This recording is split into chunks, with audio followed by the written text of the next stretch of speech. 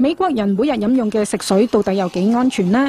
美聯社走訪咗美國50個大城市，調查咗60幾間供水廠，發現紐約等24個大城市嘅食水之中含有多種藥物成分殘留，包括抗生素、鎮靜劑、性激素、消炎藥等等。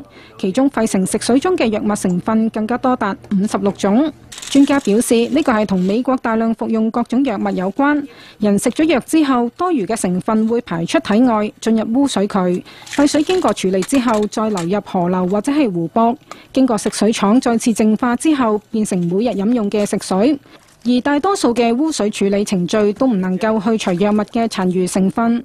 食水中嘅藥物成分微量，但係科學家仍然擔心長期飲用會對身體有害。